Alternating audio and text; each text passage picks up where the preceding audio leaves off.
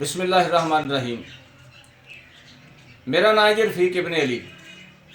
तुसी वेख रहे हो रफीक इबन अली टीवी। दोस्तों, पंजाब की धरती की सेवा करने वास्ते, माँ बोली की सेवा करने वास्ते पंजाब विच बुल्ले शाह ते बादशाह वर्गे बड़े बड़े शायर रब ने पैदा किए। दर्जना नहीं सैकड़ा शायरां ने अपनी अपनी हसीयत के मुताबिक माँ बोली की सेवा की। फैसलाबाद के एक बहुत बड़े शायर जनाब सदीक हैरत साहब दियाँ 3 किताबां पहला आईयां सी पंजाबी शायरी दियाँ। चौथी किताब हुण मेरे नज़रों च गुजरी है। वो बालों के बच्चों वास्ते उन्होंने किताब शायरी के अंदाज लिखी है। बहुत प्यारी किताब है जी। वो लिखते कि हर माँ का शौक है कि वह पुत्र अफसर बने या वड्डा इंसान बने। तो वो नक्शा खींचते हैं की कहते हैं जनाब सदीक हैरत साहब। वह रवान है चंगा इंसान। फरमाते आ वड्डा होके की बनागा, वड्डा होके की बनागा, जो आखोगे जी बनागा। वड्डा होके की बनागा, जो आखोगे की बनागा। अबू आखे डॉक्टर हो जा, दादा बोले मास्टर हो जा। अबू आखे डॉक्टर हो जा, दादा बोले मास्टर हो जा। नाना नानी आखन फौजी, नाना नानी आखन फौजी, या फिर करन कमाइयाँ खोजी, या फिर करन कमाइयाँ खोजी। थानेदार नूं ताया गामा, थानेदार नूं ताया गामा। लैक्चरार लई तड़पे मामा, लैक्चरार लई अम्मी बोले पुत्तर वारी, अम्मी बोले पुत्तर वारी।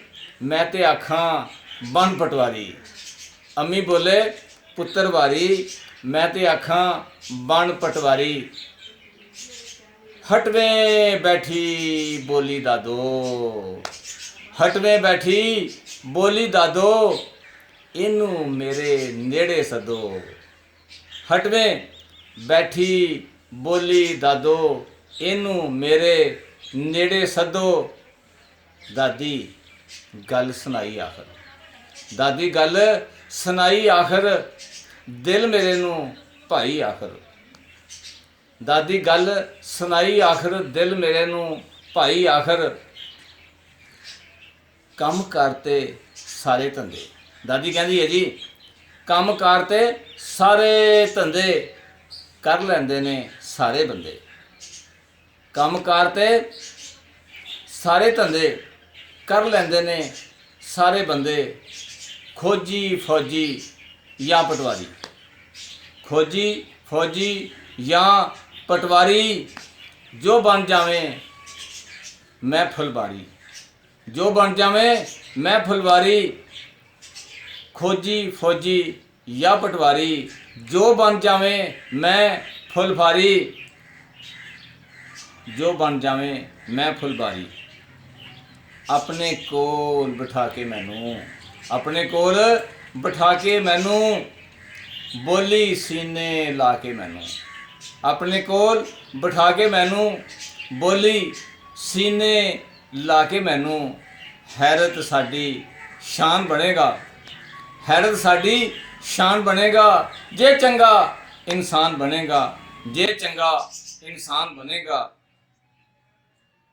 कम करते सारे धंधे कर लेंदे ने सारे बंदे। खोजी फौजी या पटवारी, जो बन जावे मैं फुलवारी। अपने कोल बिठा के मैनू, बोली सीने ला के मैनू। हैरत साडी शान बनेगा, जे चंगा इंसान बनेगा, जे चंगा इंसान बनेगा।